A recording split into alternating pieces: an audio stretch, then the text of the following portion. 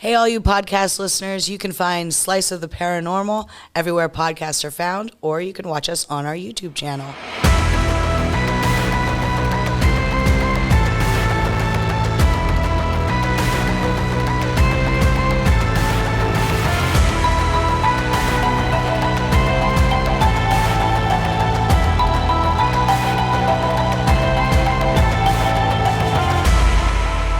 Hey, hi, hello there, and welcome to Slice of the Paranormal.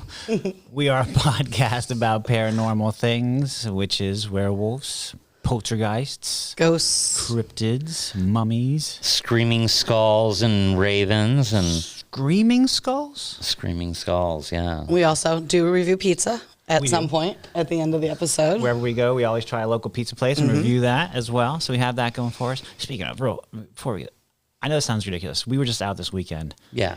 I know yesterday we started with that pizza place. I'm not going to say the name because it's not the episode for it. But the first one we tried yesterday, the one that was from my childhood, I got it out last night and just had like a nibble of it. And I was like stuck on it. I could not get it out of my brain later. I had to eat something else just to get it like out of my brain because I really, really You were enjoyed just thinking it. about that pizza. I really enjoyed it. And I figured out, but we'll talk about that episode more. I think that's also like, it tells you the power of like nostalgia. Too, you know what I mean? Going like, something back that you're comfortable when you're in childhood, and it brings you back to it, makes you feel good. So that pizza, Yeah, like seeing old school candy. Like you ever go into those old school candy shops and they have the candy that you never see anymore. Yeah, like the candy cigarettes. Well, for Like me, what? I Circus peanuts? loved the Mr. Bones candy. It was it was the sugar candy in a little plastic coffin. I used to walk to the store to get those when I was 4.5 years old. Yeah. I would blow my G.I. Joes up with inchers. Yeah. And then I would put them in a Mr. Bones coffin and bury them. like perfect size, huh? Yeah. Like I want to go back to where I used to live and dig it up because Well, they had all kinds of candy cigarettes. they had candy cigarettes. Yeah, I had those. I had the candy bubblegum cigarettes that you can blow the smoke. Right. You know, we had all Kinds of good, all the good stuff. Yeah. Sorry, I know I sidetracked immediately there, but I was just thinking about pizza. Yeah, as we do here on the show. Think about pizza. So yeah, we're reviewing a local pizza place. That'll happen later in the show. Yeah. We'll talk about that then. So this episode, we went to Baltimore. Be more. We went to Be More, and we were checking out the great horror writer, Edgar Allan Poe. Edgar Allan Poe. Do we have a picture? I do not have a picture of him, except for right here. There's a picture on our table here. Oh, yeah, there you go. But Edgar Allan Poe, he's super connected to Boston. I mean, obviously, their teams, the Ravens, is there. Edgar Allan Poe shit everywhere. Edgar Allan Poe is people know who that is. Exactly. Even if you never read his stuff, you know who Edgar Allan Poe is. Exactly. So one would assume, if you don't look into the history, that the guy was born there. But here, he's freaking born in like Boston, Massachusetts in 1809. Not in Baltimore, Maryland at all. Yeah. And his parents were David and Eliza Poe. His father was an alcoholic. Okay. And his mother was an actress. Now, the father also was an actor, and they were, did traveling acting troupes, is what they did. So he went along with them? He went along with, and he acted, but she was actually really good. He would get really bad reviews as being a very subpar actor. The dad was. Okay. Now, did Poe, as a child, ever do any acting? No, he did not, because at 2 years old, his father abandons the family. He's out. He's like, I can't act. I'm going. And when he's freaking 3 years old, his mother dies of tuberculosis. Dang. So Poe... No wonder he's emo. And within 3 days of his mother's death, I want to point out, his father also dies. So but he's already out. His abandoned father. He's already abandoned. Yeah. So but now he's dead too. So Poe and his siblings are split up. Oh yeah. They did that a lot in back then. Massachusetts? Yeah, this is in Boston, Massachusetts. The brother goes to Baltimore, and I think the sister does, and I forget where the other brother goes. And Edgar gets shipped to a merchant named David Allen, and whose wife Frances, they couldn't have kids. And he was a wealthy merchant, so he kind of got off lucky. And he gets shipped off to Virginia, far away from his... When he's like 3 years old. When he's 3 years old. So he's probably has very limited memories of his mom and dad. Sure. Just the trauma. Right. But in his life, this guy's lived in like Philadelphia, New York, Baltimore, freaking... Poe has. He's lived all over. He's lived all over. So there's a lot of sites. I feel like, and maybe I'm wrong, Steve, you tell me, but I feel like a lot of people from that time period kind of lived all over. Yeah, they did a lot of traveling for... Well, I mean, he was... Like the early presidents, they kind of lived all over, right? Yeah, they weren't as like, oh, you're born in Pennsylvania? Well, you live and die within 50 miles of where you were born. It's a little different mentality, yeah. So, like he was willing to move to try to better himself and get a better job constantly. Okay. So, his stepfather moves the family to England, and he gets educated in England, and they're hopping around Europe for a little while, and then they move back to the U.S. So he has really good education. I wonder if he developed an accent while he was over there. I don't know. I don't think they were over there too long, but he may have. Maybe you go over there at like 4 years old, maybe. Well, and his stepfather's Scottish. Oh. So he's probably has a thick Scottish accent. So ultimately, he goes to the University of Virginia. Okay. And David Allen doesn't give him a lot of money. So he's at this university. If you've ever gone to college, what's the thing you do at college? Party. You drink. Yeah. You drink a lot. Maybe you start gambling. Well, Poe didn't have a lot of money, so he's gambling to try to probably raise money to afford being at the University of Virginia. Oh, okay. Okay, so, and he's writing letters to David Allen going, you're leaving me here with nothing. David Allen's thinking, hey, this kid's, just an idiot. Like, he doesn't respect what I've been giving him. I mean, he was essentially a pauper's kid, and ultimately he has to leave the University of Virginia. He's done. He can't pay for it. He can't pay for it. So he has to... His gambling can't...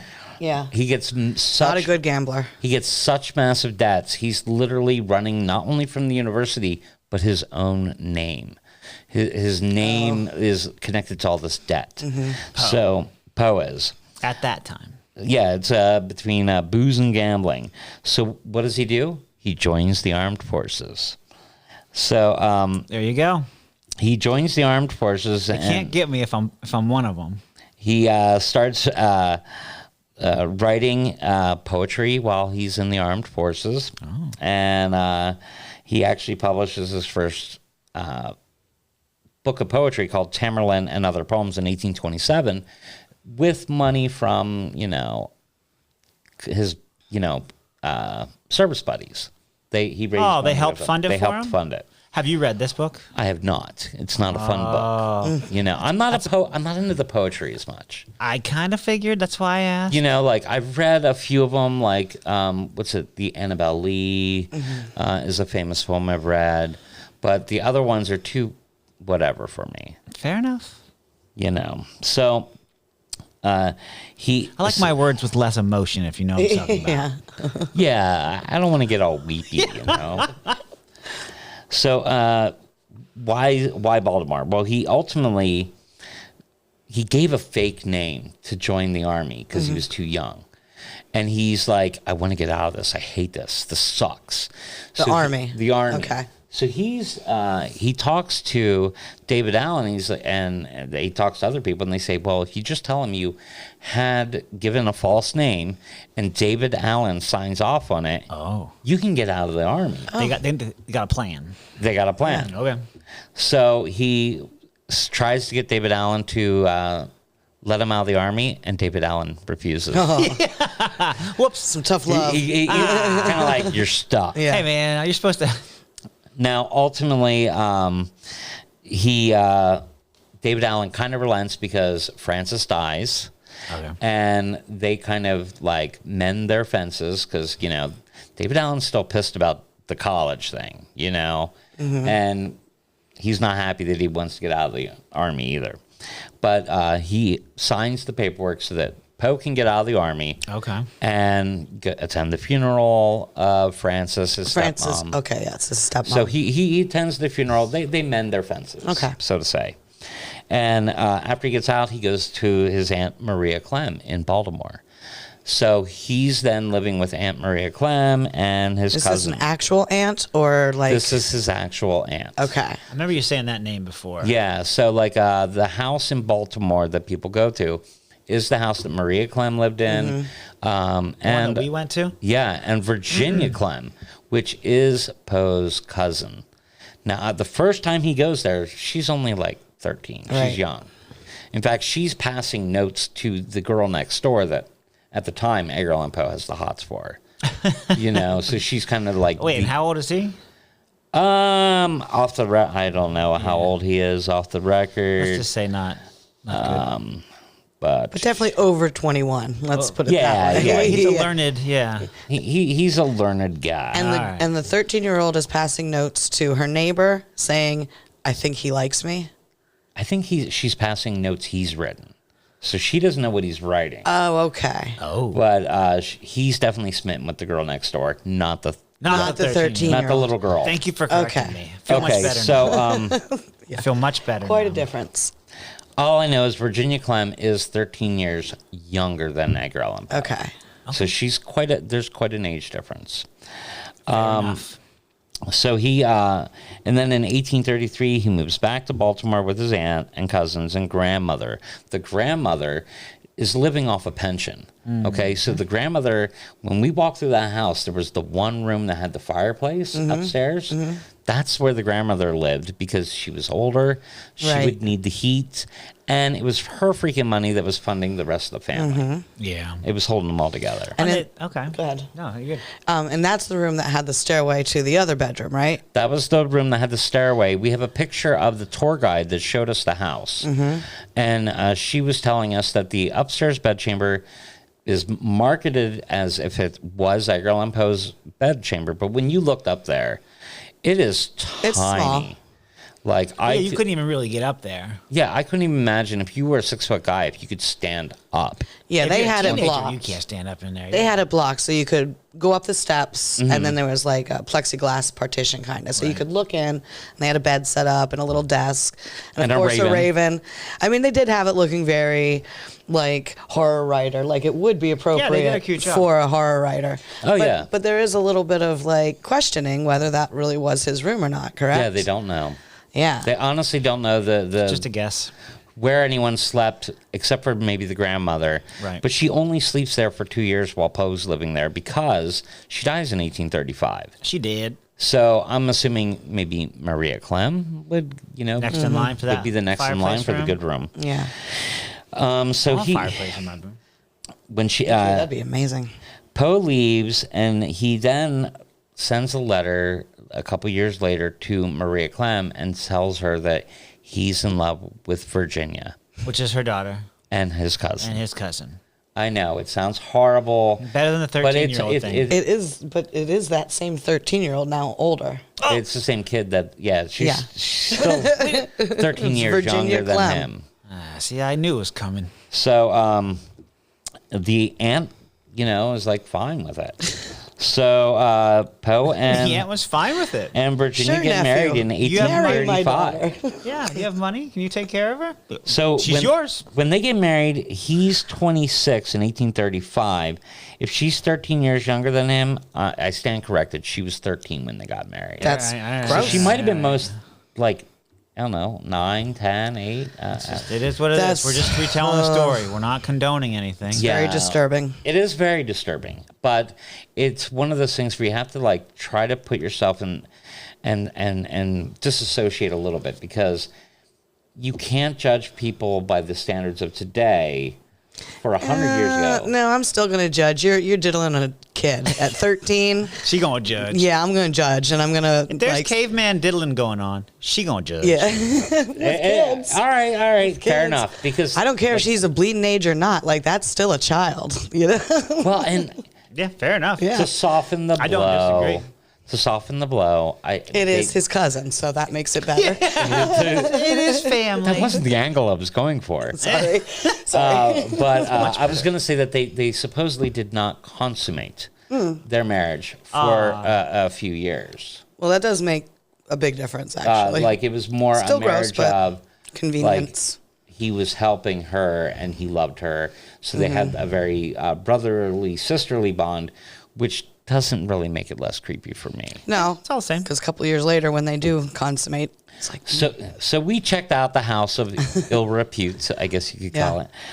It's at 203 North Amity Street, Baltimore, Maryland, and it is surrounded by a lot of sad, depressing buildings. yeah, it's like a weird neighborhood. It's not thriving. It doesn't really look that. It doesn't. Safe. You wouldn't know if they didn't have a sign saying this is where Edgar Allan Poe lived. You wouldn't know. It's If you so wanted small. something larger than a studio but smaller than a house, you could probably be a neighbor of Edgar Allan Poe's Yeah. house. It was small for a house. I mean, that Yeah. house was super tiny. It was.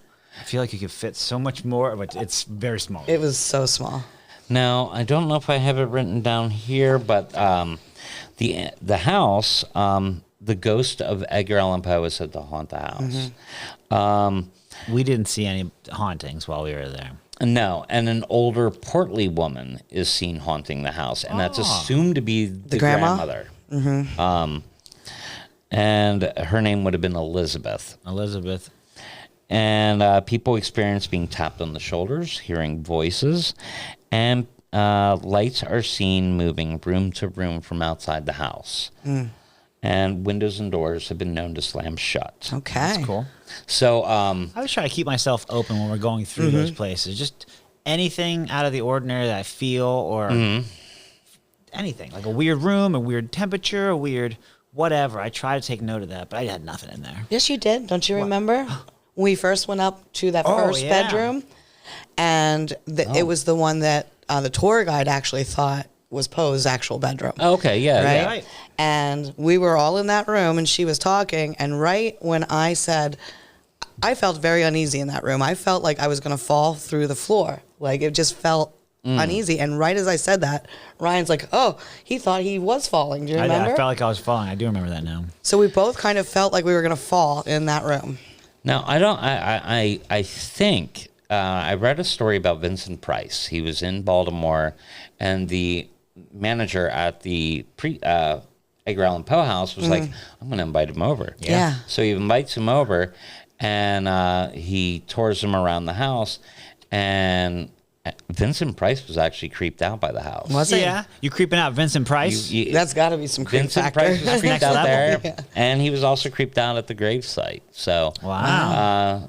you guys are a little bit tougher than Vincent Price. Yeah, I know. Just saying. Nothing new. So Although I'd hang out with Vincent Price. Me too. For Edgar sure. Allan Poe, to just name a few things before we get to the finale Okay. of Edgar Allan Poe. I mean, he's obviously known for writing The Raven. That's what puts him on the map. Right. But this guy, lived his life poor. There are accounts of them eating bread and molasses. Them who? Like his. Him and his wife, Virginia Clem, Oh, okay. and Maria Clem, who... So he kind of just got used to living like that, probably, and so Yeah, this is how I and live. Maria Clem and Virginia, they all lived together the rest of their life. Like, it was a package deal. Okay. And so, every place they lived, in Philadelphia, in Baltimore, in Fordham, New York, they recalled seeing people like Virginia and Maria Clem gardening. So they were probably gardening to subsidize their food. Yeah. Right. As you probably Growing say, some taters. makes They were a lot of sense. very quiet. They kind of kept to themselves, kind of family. But Poe never really achieves the fame that would lead to money. So through this time period, he's just writing. That's all He's just doing writing. For money. He's writing for newspapers. He's writing for magazines. He's working freelance as for whatever editors will make him for money. magazines. And one thing you have to take into account, we've gone to Washington Irving's home. Yeah. Beautiful, ginormous. I've been to Nathaniel Hawthorne's home and other writers' homes. The thing all these other writers had in common that Edgar Allan Poe did not was they had day jobs. Yeah. The writing was a secondary thing. Oh, they didn't make their money from writing. They didn't make their money from writing. And then were able to write. Correct. So someone like Edgar Allan Poe, he's trying to be a writer straight up. That's all he does. That's cool. And when he writes The Raven, he makes something like $15. I mean, you got to respect that, though, right? I mean, you got to respect that kind of attitude. Like, you know what? This is what I like to do. Well, if I don't make money at it. Let me ask you something. And in your opinion, do you think he was influenced by Charles Dickens? Because Charles Dickens had a bird. You know what I mean? And I've heard that Poe was very influenced even to write The Raven. They met together. Right, because of Charles Dickens. They met, and Poe corresponded with Charles Dickens. He corresponded with Washington Irving and Nathaniel Hawthorne. Now, Charles Dickens, he didn't have a day job, did he? He was just a writer. They all had day jobs. Every one of them started out having other jobs. Poe, the only jobs he's ever had in his entire life, besides the army, are writing. I wonder what Charles Dickens' job was. That's it. What Charles Dickens? Yeah, what he did. I don't know what he did. I know that Nathaniel Hawthorne worked in an office building up in Salem, Massachusetts. Okay. You know, but they all had other jobs that they built their wealth on. Charles Dickens held a variety of jobs, including a law clerk, shorthand reporter, and journalist. See, there you go. So, all kind of writing professions, though, I must say. Like a law clerk, you're still documenting stuff. You are, but you're not using your brain so much as, Edgar Allan Poe would want, It's like that's what I'm saying. It's like artistic. I can respect that. Like, it's like, it's like, you know what? Like, guys in a band. My band doesn't make it. This is what I'm doing. I don't care. This is what I'm doing. Yeah. You know like what I mean? Jesse from Full House. Like he's writing jingles. Like, yeah, you do what you can because that's what jingles. you love. I can totally respect that. So he was actually trying to live the dream. Yeah.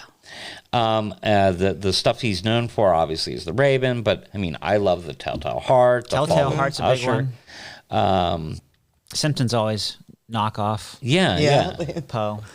But I mean, you hear the word Nevermore, you go right there, right to Poe. Absolutely. So ultimately, Virginia Clem gets sick. She starts getting the tuberculosis, and she starts coughing up blood. It's always the consumption.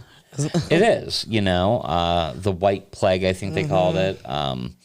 And he, right when she gets this, that's when he writes The Mask of the Red Death.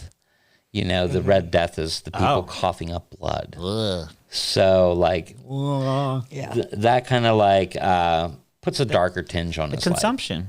Yeah, and she does die, and Edgar Allan Poe continues to live with Maria Clem. He's still taking his mother-in-law aunt. Yes, his mother-in-law aunt, and Mother and Aunt Mommy. Aunt Mommy. He actually tried. Him and his stepdad are completely on the outs. He actually tries to go to his stepdad's house one last time to try to get money off him. Yeah. And the stepdad threatens to beat him with a cane. Yeah. And literally, like a month later, Andrew he Jackson dies. style. Oh. And when he died, he was one of too much cane activity. He was one of the richest people in Virginia. When he died. Oh. When John Allen died. So he was this close to a lot of money. He was so close to a lot of money. Oh. But when John Allen dies, none of that money goes to Edgar. Yeah. Because what a jerk. He's so mad at Edgar that he gives him nothing. Does he all give it to the church? He gives it to his other kids that he ends up having because he marries again and has kids. Yeah. So he gives it to the real kids, not the fake kid. Yeah. So Kids Part 2. So essentially, Edgar Allan Poe has a drinking problem his entire life. He's working on these newspapers, never really works out. Virginia dies. He decides, I'm going to go travel to Virginia and try to hook up with my childhood sweetheart. And she's like, well, you got to not be drunk. He's like, all right, I'll totally do it. I'll do it.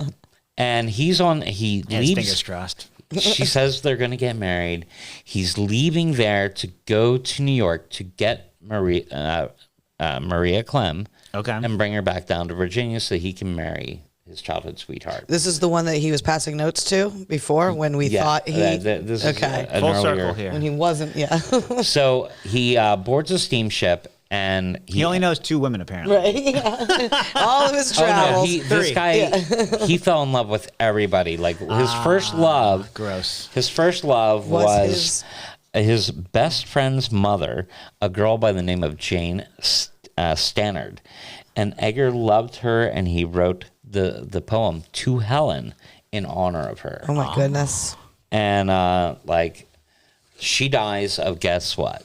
Consumption. So, he's got this history of losing all the women he loves. Yeah. To consumption. His mother, his wife, the first love, you know. But let's be honest. Most people died from consumption back then. Yeah, I mean, back then it was bad. Fairly bad. common. Yeah. You know, Anybody did nothing. They before antibiotics. This they didn't have is the life. Gross. You know, horse poop everywhere. So, Mr. Poe, who says, I'm going to give up drinking, he boards a steamship. He's on his way to New York, and somehow he ends up in Baltimore. Again. Back to Baltimore. And he goes on a 4-day drinking bender. Maybe he's thinking, last time I get the drink. How old do you think he is during this time?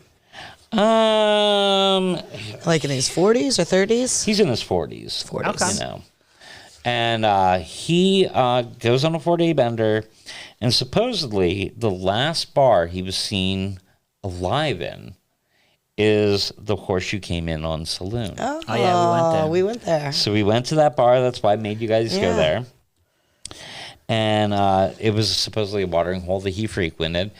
But they say that it might not be the bar he went to, but it's the only bar that was around at the time of Edgar Allan Poe that's still around today. So out of all, there's a good chance that he went to probably quite a few bars. I thought it was the horse you rode in on, but it's the horse you came in on. The Horseshoe Came In on Saloon. That's a little gross, too. That's also gross.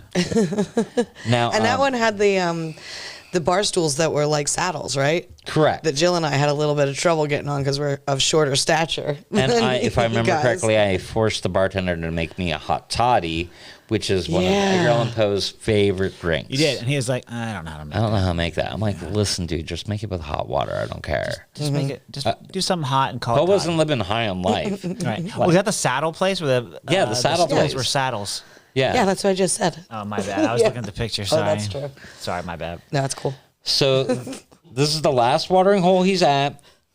And the next thing you know, he is found at Gunner's Hall Tavern a few days later in clothing that does not fit him. That is obviously not his clothing.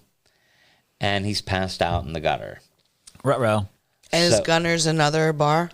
Of course it is. Yeah. But in that day and era, they were actually using it for voting. Sure. At the time. So there's a lot of speculation as to what put Poe in this position. Was it some have speculated it was rabies. Some have speculated it was a brain fog or like it made him go people mad. Like a seizure or something. Like right? it could have been seizure disorders. What if it was gambling? What if that's why he had different clothes on because he made a bet? There's also a thing called cooping, which back then you would take a person off the street and you would screw them up. Yeah, a little bit. I'm scared. Give them a lot of drugs and alcohol. Okay. And then make them vote however you wanted them to vote. Cooping. And then, cooping. Then they would take you out, change your you. clothing, and make you go vote again. Right. So they would make you constantly vote, and you'd be completely inebriated. And you'd be like, okay. Yeah. Okay, I'll vote for. Yeah. And, you know. Oh, man. So he might have been cooped because he wasn't wearing the normal clothing that we see pictures of him in. Interesting. And he dressed rather well. I mean, he grew up. All the pictures I ever see of him is very fancy. He looks like a little man. Yeah, he doesn't look like a tall guy. Big forehead. He's all forehead. Yeah, he's all forehead. He's an alien. He's a gray. So when they find him in the gutter, what do? They take him to Church Home and Hospital at 100 North Broadway. And we're in Baltimore still. We're in Baltimore. So he's at this hospital, and he's just gibberish. Like, he's just talking like seeing hallucinations. A couple been days, there. couple days later, he dies. Oh, you know, he succumbs to whatever it Alcohol is. poisoning. I ain't been there yet. Whether it's alcohol poisoning or rabies or whatever killed him, Okay. no one knows.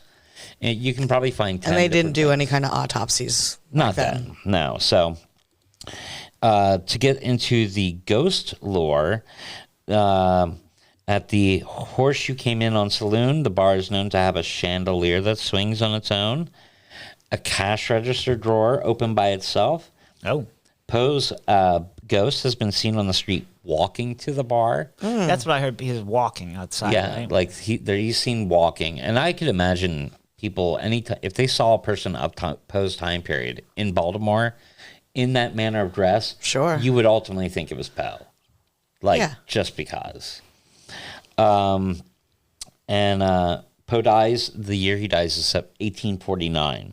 Okay. And he'd said he likes to pull the bar stool from underneath patrons.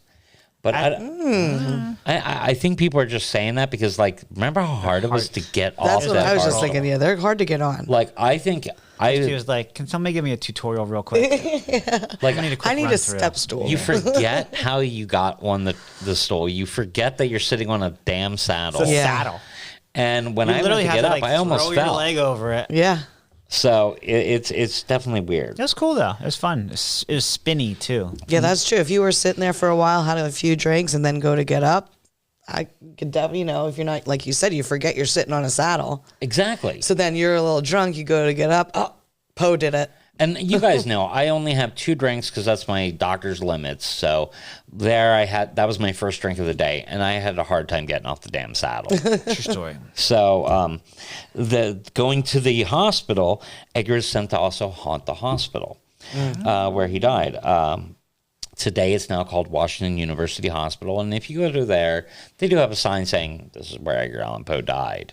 I like to imagine like Poe in a hospital gown and just like frothing, like rabies, I like to imagine my Poe in a tuxedo T-shirt. Yeah. That's what I was thinking. I'm sorry. That's exactly when you said I'd like to imagine. I was like totally Talladega Nights. I'm like, I'm sorry, Chris. No, that was it. I love it. I like to imagine my Poe in like a little. so he was treated by Dr. John J. Moran, and the hospital actually gets it gets in trouble. They have a tendency to use bodies obtained illegally. Oh. So the building is abandoned in, get this, 1855, just 6 years after Poe dies. Okay. And when they abandoned the hospital, they left all the dead bodies in there. Just left him in there. Just left them in like there. in the morgue. Or I don't think so. There's no refrigeration back then. The morgue was essentially a nice basement. block house, So no more ice. Yeah, so Wow. when we go to Poe's house, there's not much there. I mean, we saw a lock of his hair. Mm-hmm. We did. Part of his coffin, John Allen's china. They found bones under the floorboards of the home, but when they researched it, it turned out to be animal bones. Yeah. So nothing big.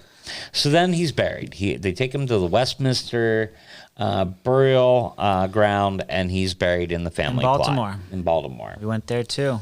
So there's 2 headstones for him. The first one is the one with the raven. Yeah, good. I got it right. Okay, so the one with the raven is the first tombstone. It's actually the second tombstone because why does he even have to? Well, the first one was made and it was being shipped, and then there was an accident and it totally broke. So they had to make a second. It never got installed. Okay. So they had to make a new headstone then. Mm-hmm. So. But then what? They fixed the first one? No, the first one's done. But you still got 2. But they made a replacement for the first one. But Poe wasn't one of the bodies left in the hospital when they. Oh no, that was he's already buried. Oh, that's right, 1855. Yeah. So, okay. Sorry, my bad. Oh, that's cool. Now, he is ultimately in around 1870s. They decide this guy's a famous guy. He's in the very back of the cemetery. We need to do and move him and get him a better spot. So they move him up. Exhume that body to the front of the graveyard. Right? I feel like that's like move that bus. I feel like there's somebody chanting for it in every town back then. Dig them up. Wasn't much to do back then. Yeah. I had to do something. I say we dig them up. There's somebody in the back of the room. Dig them up. Yeah. So they essentially build the larger monument that everyone sees. The big one. With his picture. And he is buried there with Maria Clem and Virginia. Same spot. So they're all together. Cool. Aunt, mommy, and wife, niece. Right? No, wife, cousin. Wife, cousin. Wife, cousin. Wife. Cousin, wife. And And aunt, mommy. So Aunt, mommy. This graveyard has its own haunted lore.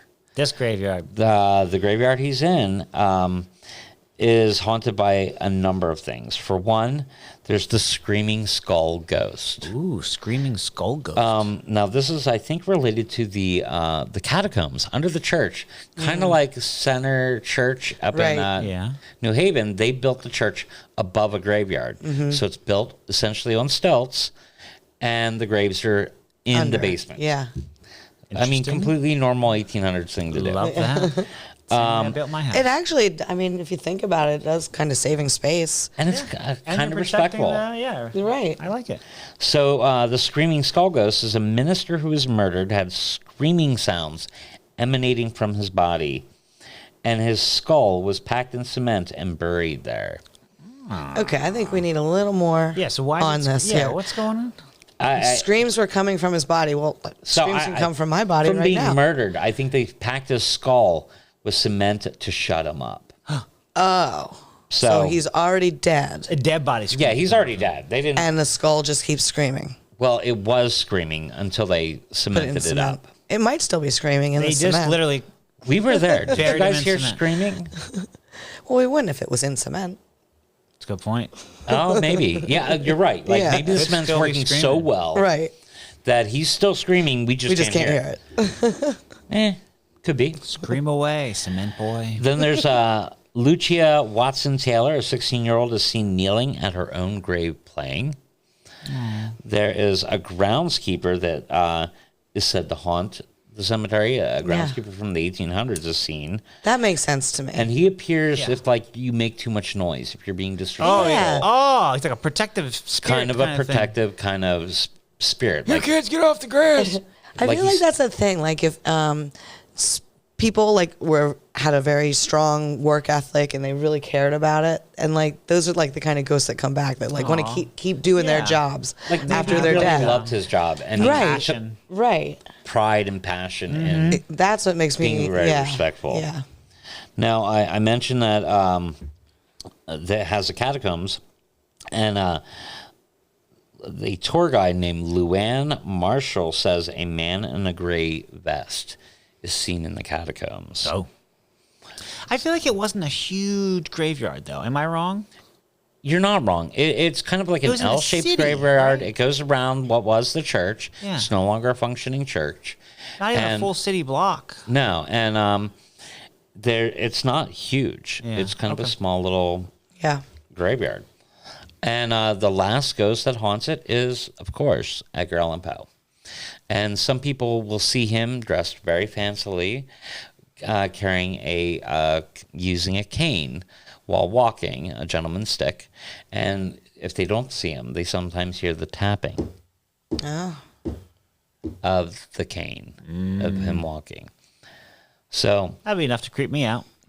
So he haunts quite a few places down there, and not just there. He's known to haunt Philadelphia, where he lived in Philadelphia and wrote The Telltale Heart.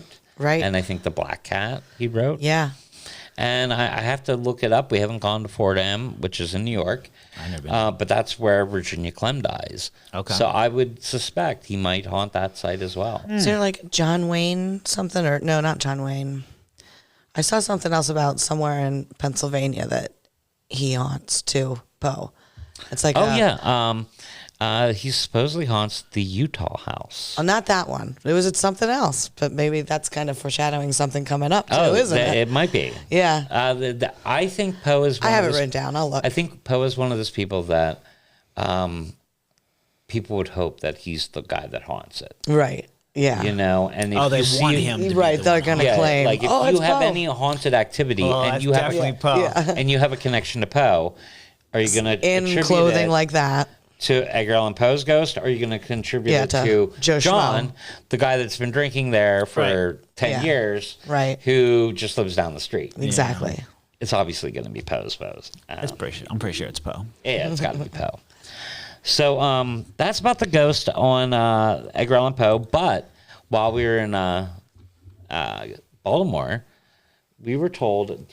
Who told us about the? Oh wait, did you get anything else while you were down there? Any dirt, for example? Oh yes, right here. We should in front talk of about us, this. I haven't mentioned it at all. Yeah. We have dirt from the grave of Edgar Allan Poe. And for our listeners, Steve has made a really nice shadow box with all kinds of Poe paraphernalia. So he's just explaining what's in there. So in the shadow box of Poe paraphernalia for our listeners, I have a glass jar with dirt from the Westminster Steve Chapel where he's dirt. buried. If you haven't listened to any episodes before, Steve does collect dirt. Listen, what was it? It Philadelphia. sounds worse than it is. In Literal Philadelphia, we found another person collecting dirt. We did. So, you know, you You're can pick right. on me all you want. I'm going to, but we will. Yeah. I'm like the only guy that goes to historic sites, and I've got like a spade in my bag. Every time. And he gets Ziplocs. excited too. I'm like, ooh, no one's here. Oh, get some dirt. I helped you out that one time when you needed another bag. We totally Yeah. love. I'm with it. We totally love you do the dirt thing. They understand my autism, and You do whatever you got to do. They're like, well, it just makes them happy. Let them play. I ain't hurting nobody. I have That's smart. in the shadow box. We have brick dust from his Philadelphia home, which we've been in Philadelphia. And when we were in Philadelphia, I was like, hey, the prison that he was imprisoned in is Mayo Messing Prison. And I didn't even mention this. Towards the end of his life, when he's on his way down to Virginia, he stops in Philadelphia, and he runs into a guy named John Sarton. John Sarton's a friend of his. Okay. And he's like, boy, he's kind of out there. You know, like he thinks he's dangerous for himself. Okay. Poe's like telling John Sarton, he's like, people are after me. I just got out of jail, Mayo Messing Prison. Yeah. And he was put there because he was drunk, they thought. And he says to John Sarton, he's like, do you have a razor? I need to cut off my mustache. And John Sarton's like, I don't have a razor. And probably thinking, nor would I give it to you. Right. I'm not. And he clips Edgar Allan Poe's mustache. So instead, I'll just trim you up. So I'll trim you up. And then the next day, Edgar Allan Poe's like, I'm going to go on a walk. And John Sarton's like thinking, I don't think this is a good idea. Where are you going to walk? And he's like, down by the waterworks, Fairmount, near Fairmount Park. And John Sarton's like, I'll go with you. And the whole time he's walking with him, he's staying on the side towards the water because he has the feeling that Poe's going to jump in the water at a moment's notice. So this is just like a month or two before he dies. So it gives you an idea that his mental He was state, battling with depression. he was battling obviously. with something. He had lost his wife. Yeah, pretty much anyone he loved left him. It might have been like a mental break. Yeah, and you know what I learned from like previous jobs too is like even if kids like might not remember the trauma because they're so young, it doesn't matter. It still makes an impact on their brains. You know what I mean? Like about that. Yeah, parents fighting and stuff. The baby's still gonna be impacted by it, even if they don't remember it. So, you know, like for Slice of the Paranormal, my goal is I want to honor our episodes by creating shadow boxes to show bits and pieces about these people. And when we do, you know, events, maybe we could show some of these things so people could see it. You have a magnifying glass in there? Yes, he's actually lesser known. Edgar Allan Poe is the originator of the detective novels. Oh, really? So you would not have Sherlock Holmes That's what it reminds me of, like a Sherlock Holmes. Yeah, like he was a glass. detective. He was into detective novels, and he was also a huge fan of ciphers. Ooh. He loved cracking codes and fun. writing ciphers. So you have a bell in there too? yeah, he has a story about a bell. In fact, I said I was doing Edgar Allan Poe, and my wife was like, bells, bells, bells, which is part of the line. Right. And I have a scroll of Annabel Lee and the swizzle stick from the Swizzle stick? absinthe I was drinking. You're so sentimental. I am. I am. I wanted to only drink things that Edgar Allan Poe would have drank. I do remember that day. You were very adamant about that. It wasn't about the flavor. It was about... Yeah, you're like, I'll suffer through it. I'll suffer through this stuff. That You don't remember how bad it was, or do you? It was very... absinthe is very bitter. Yeah. But to have the absinthe, we went to the Annabel Lee Tavern. You guys remember that? Yeah, that was nice. I have a picture of that showing the outside.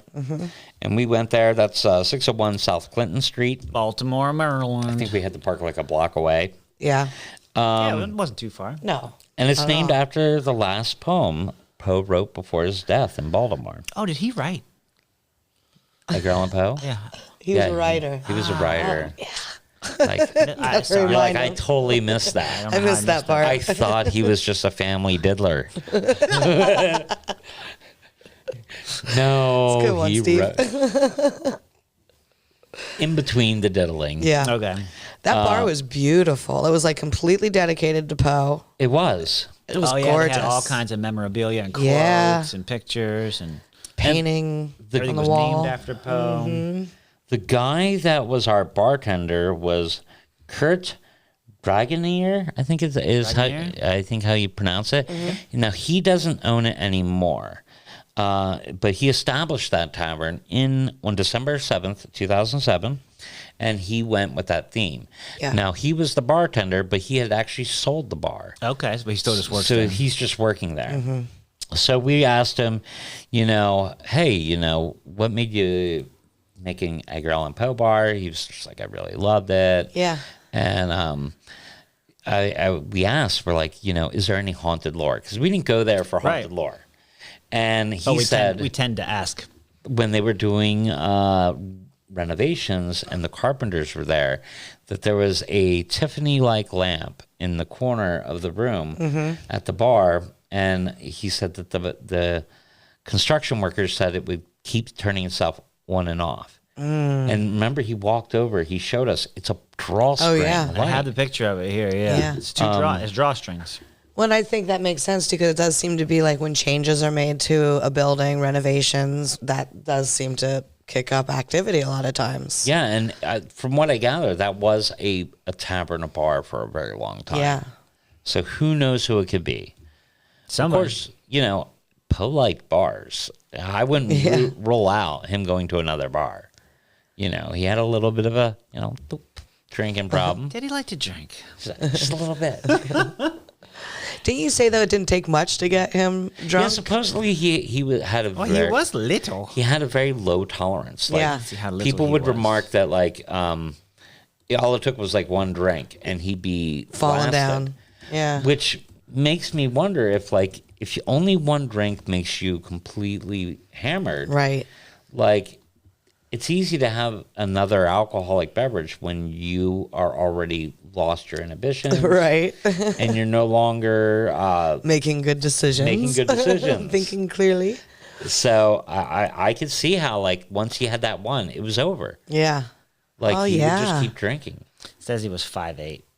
See, that's not that little. That's short. He'd look up to see me. 5'8". That's not that little. That's like average. How tall are you? 5'3" or 5'2". So yeah, I'm little, but I'm 5'11". I mean, if you're 5'8", I am not saying you're little. I did not mean to say that, but He will pat you on the top of your head and say, "Good job." I might, yeah. It was a slow burn. No, we're not. Yeah. But yeah, Short shaming. Kurt then sold the bar. He acted as a bartender, and he was a really nice guy. And I remember What are we drinking there? I think it was called the Edgar, which was the absinthe with a sugar swizzle stick, which the swizzle stick's right. Yeah, that's right. And that's to sweeten it up because they were like real drink. cocktails. I remember Jill had a cocktail that was made with my favorite drink, which is chartreuse. Oh, that's right. Which, if I had seen that, I would totally would have got that.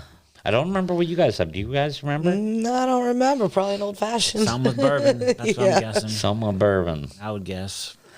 Well, you should have had a cognac or something because he was a cognac drinker. Yeah. Drinking hot toddies and that. But that is that was our journey to Baltimore, Maryland, and searching the Edgar Allan Poe sites. Yeah, Edgar Allan Poe, it was cool. It was cool.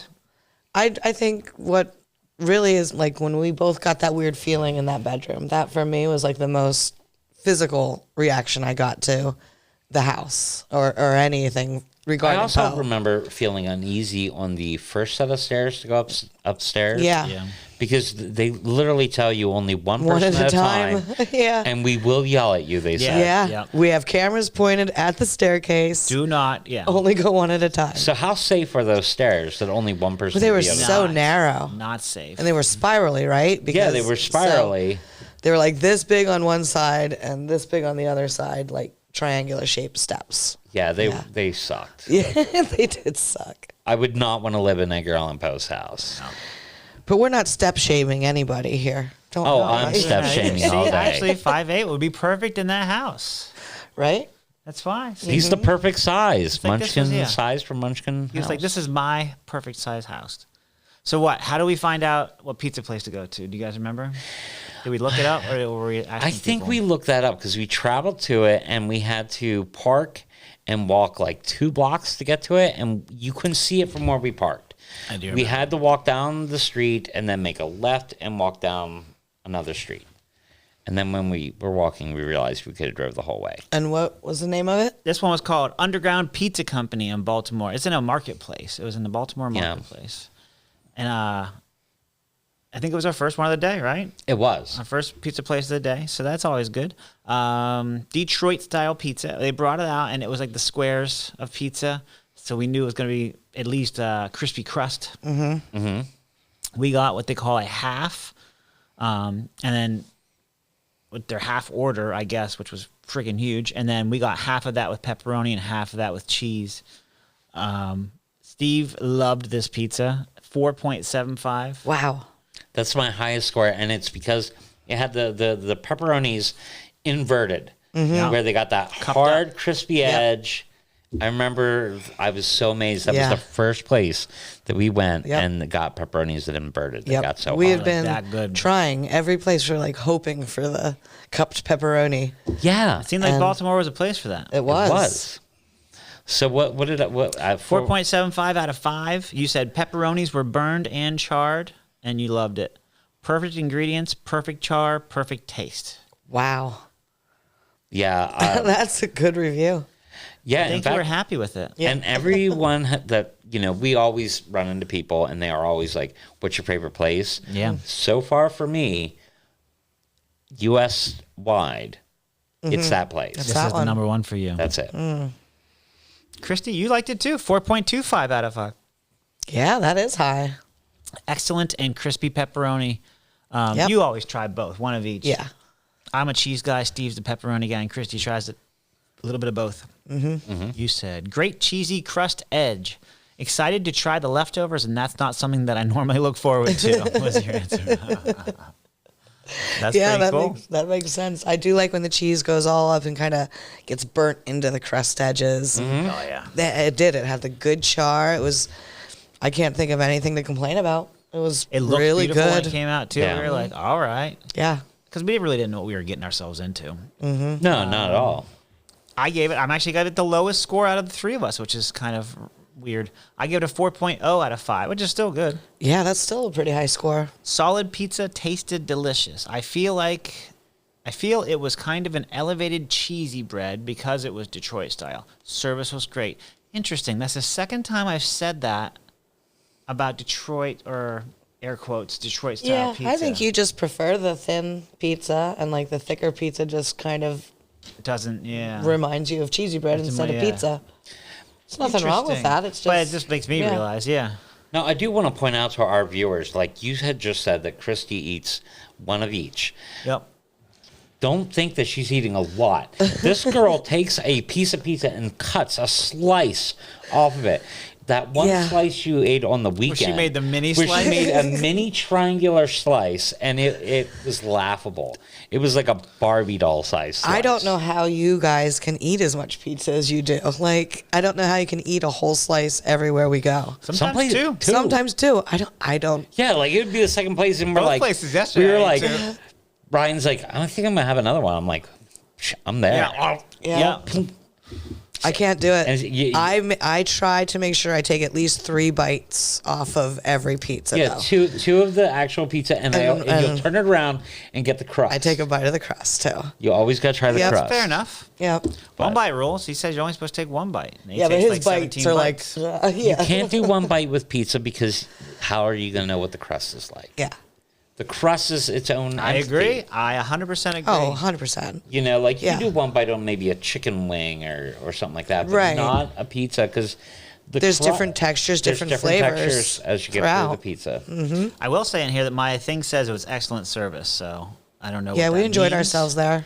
But somebody was nice. But we ended up getting more pizza than we thought we were going to get. Right? Is that the one? I figured it was just going to be small. Because you wanted It half, was still like a half full, with half like pepperoni. 9x9 pizza. She misunderstood because you wanted a half with half pepperoni, so she probably thought a half and a half, like so a whole. I'm telling you, a full was bigger than that. Oh really? I think so. Oh man, I don't know what happened then, but we had more pizza than we thought. Fine, we'll go back to Baltimore. It was good. We have other things to see, you know. 4.0 is good. That is. That's really good for you, especially for a thick crust pizza. Yeah, exactly. That's for really pizza, high. I'm not as big a fan. Right. So yeah, it's got to tell you something. Mm-hmm. Yeah, definitely. But I think that's it for the episode, right? Anything else? I think that's it for me. How about you? I think that's it. All right. So everybody, join us next time you crave a slice of the paranormal. This podcast was produced by Stone State Entertainment.